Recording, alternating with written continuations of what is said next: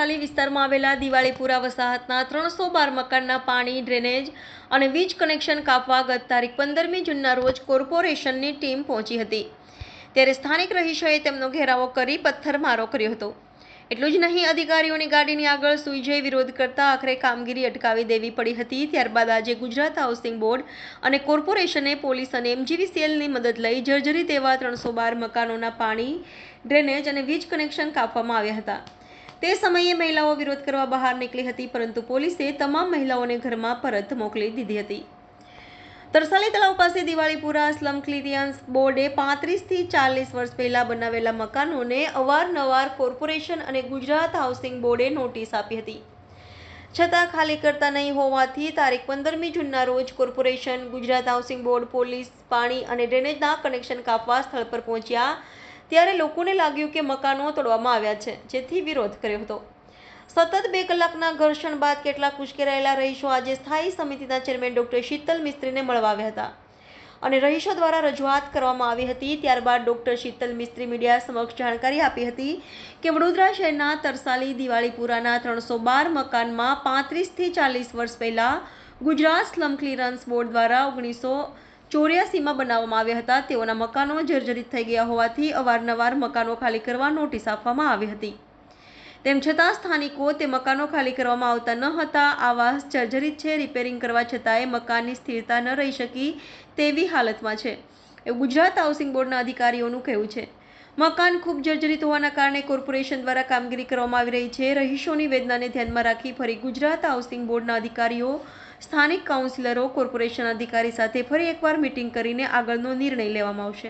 તરસાલી વિસ્તારમાં લગભગ 1984માં slum clearance board દ્વારા 38,000 ટાવરો, ગ્રાઉન્ડ પ્લસ 2ના ટાવરો બનાવવામાં આવ્યા હતા।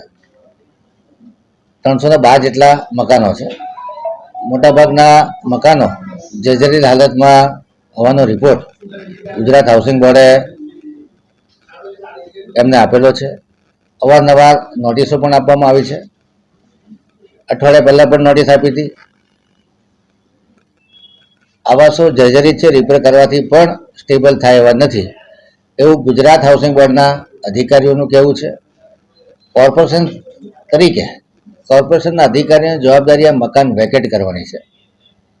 ગુજરાત હાઉસિંગ બોર્ડની જમીન છે। ગુજરાત હાઉસિંગ બોર્ડના જમીન ઉપર બનેલા મકાનોની માલિકી જે તે લાભાર્થીની છે। વખતો વખત મકાનો મેન્ટેન નથી થયા, કદાચ એમની પાસે આર્થિક સગવડ ના હોય, પરંતુ જ્યારે ચોમાસાની સિઝન ચાલતી હોય અને સ્ટ્રક્ચરલી અનસ્ટેબલ મકાન હોય, જેના સ્ટ્રક્ચર રિપોર્ટ ગુજરાત હાઉસિંગ બોર્ડે કરેલા છે, લગભગ 312 મકાનમાંથી ફક્ત 77 મકાનના દસ્તાવેજો થયેલા છે। 25 મકાનોના દસ્તાવેજ વેઇટિંગમાં છે।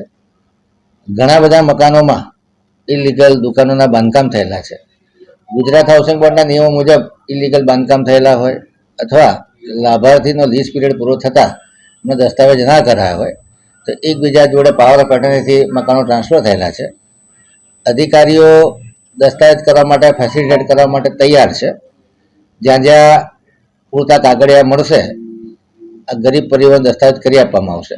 ગુજરાત હાઉસિંગ બોર્ડ પ્રયત્ન કરી અને આવા જર્જરિત આવાસ યોજનાઓ છે એના રીડેવલપમેન્ટનો પ્રયત્ન કરી રહી છે, પરંતુ ઓછામાં ઓછા 60 થી 65% લોકો આની સંમતિ આપે ત્યાર પછી આ જગ્યાએ ઇન સિટુ રિહેબિલિટેશન કરી શકાય, રીડેવલપમેન્ટ કરી શકાય, જેમાં આ લાભાર્થીઓને મફત મકાન મળે અને અત્યારે મકાન છે એના કરતાં મોટા મકાનો આપવાનું આયોજન છે, પરંતુ સંમતિ નહીં હોવાના લીધે ઘણી બધી જગ્યાએ રીડેવલપમેન્ટમાં જે બિલ્ડરો ટેન્ડર ભરતા હોય છે એમાં અવારનવાર રીટેન્ડર થયા કરતા હોય છે।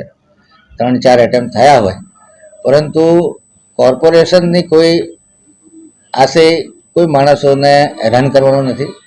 નાગરિકોની સુરક્ષા અને સલામતી જ્યારે મકાન ખૂબ જર્જરિત હોય અને નાગરિકો પોતે પોતાની જવાબદારી ન સમજતા હોય એવા સમયે કોર્પોરેશન પોતાનો રોલ અદા કરતી હોય છે અને એ પણ ગુજરાત હાઉસિંગ બોર્ડના અધિકારી, કોર્પોરેશનના અધિકારીઓ સંયુક્ત મિટિંગ કરી અને સંયુક્ત વિઝિટ કરી અને જે નિર્ણય લીધો છે, પરંતુ નાગરિકો મળવા આવ્યા હતા, એમની પણ વેદના સમજી શકાય એવી છે કે તાત્કાલિક મકાનના પાણી ગટરના કનેક્શન કાપી નાખવામાં આવે તો અમે લોકો ક્યાં જઈએ।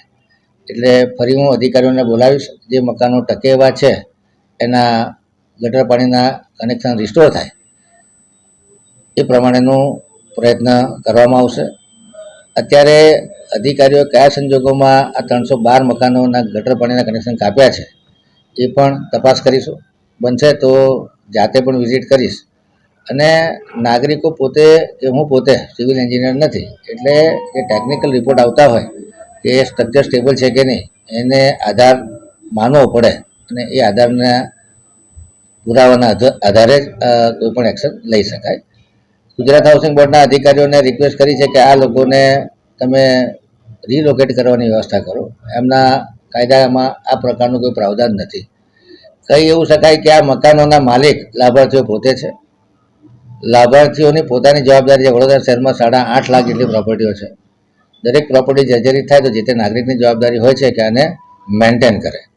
જો આખા વડોદરાના મકાનો જર્જરિત થાય અને એમાં રિલોકેટ કરવાની વ્યવસ્થા કોર્પોરેશન કરવાની આવે તો કોર્પોરેશન પાસે એટલા આવાસ નથી.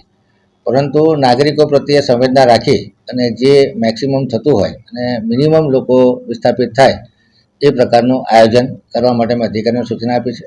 અધિકારીઓને મિટિંગ માટે પણ બોલાવ્યા છે. અધિકારીઓના શું આર્ગ્યુમેન્ટ છે, લાભાર્થીઓએ તો જે રજૂઆત કરી એ સાંભળી, હવે અધિકારીઓની શું રજૂઆત છે એ સાંભળી અને આગળનો યોગ્ય નિર્ણય